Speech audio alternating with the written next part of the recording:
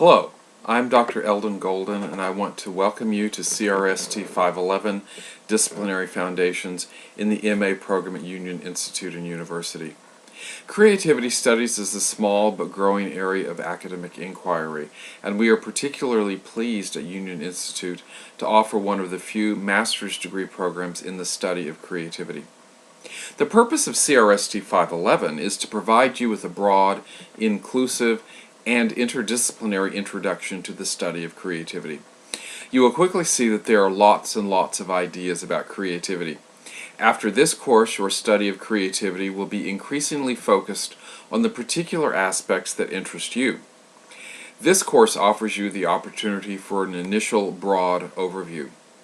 The course is made up of 5 units, each 3 weeks long, for a total of 15 weeks. In each of the first 4 units, we read a book or a significant portion of a book that deals with some aspect of creativity. Unit 1 is the Creativity Reader that I edited. Unit 2, James Kaufman's Creativity 101. Unit 3, Mihai Csikszentmihalyi's book, Creativity. And Unit 4, David Bohm's book on creativity. Each of these 3-week units will follow the same pattern. In the first week, you read on your own. In the second and third weeks, we discuss the book, and then you write and turn in an essay on some aspect of that book at the end of the third week. During the second and third weeks of each of the first 4 units, there will be discussion prompts or questions posted in the collaboration forum section of the course website. I ask that you give a thoughtful response to at least one of these prompts each week. It would be great if you respond to more than one, and even better if you respond to each other and get a conversation going, but I only require you to post one response.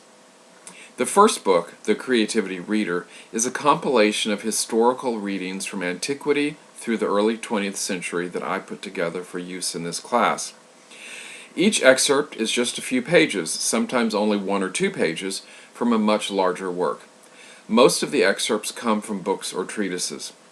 As one would expect, coming from works written over a span of nearly 3,000 years, they represent a wide diversity of views and ways of approaching creativity.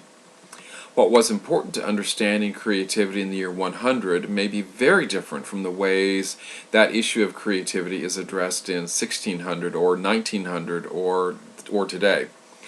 Then again, you may find that some fundamental issues persist and really don't change that much at all.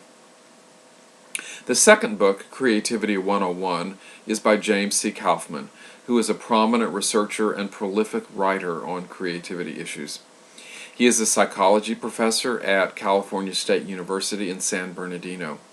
In this book, Kaufman presents not only his ideas, but also provides thumbnail sketches of the ideas from lots of other researchers on creativity.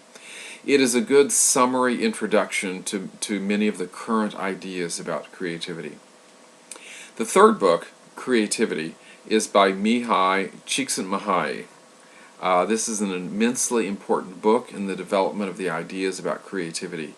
It changed the way many researchers thought about creativity, what it was, and how it functions. When the book was written in the 1990s, Csikszentmihalyi was chair of the Department of Psychology at the University of Chicago. He is now at the Claremont Graduate University in California. Unlike the Kaufman book, this book focuses solely on Csikszentmihalyi's ideas on creativity. The fourth book, On Creativity, is by the scientist David Bohm and consists of 4 large essays that were originally published as separate pieces. He takes a more philosophical view of creativity and what it means to create. He links creativity with discovery, and he argues that creativity is a fundamental human trait that can be awakened and developed. The paper you write at the end of each of the first 4 units needs to be in the 3 to 5 page range, so it's not terribly long. The topic is your choice so long as it relates in some direct way to the book we read that unit. There's no need to be comprehensive. In fact, you don't need to cover everything the book talked about. It would be very difficult to do so. Instead, pick out an issue that particularly interests you from the book. You might offer an argument in support of that idea. You might argue that the idea is unsupported by the author.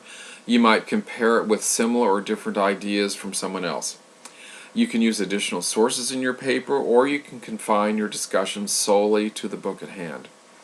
Examples of topics include comparing different explanations of the creative process, whether everyone is creative or have the potential to be creative, the politics of creativity, whether groups create in the same way that individuals create, everyday creativity as opposed to extraordinary genius creativity, etc.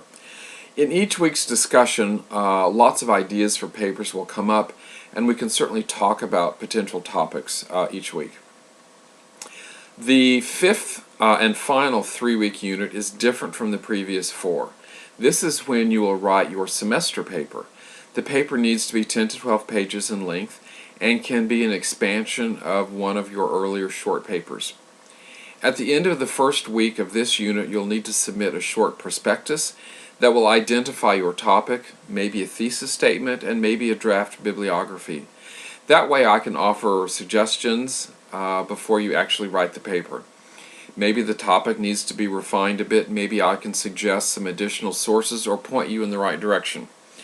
Then the paper is due at the end of the 3rd week of that unit. Again, welcome to CRST511 Disciplinary Foundations. I hope you enjoy the semester and find it intellectually challenging and satisfying.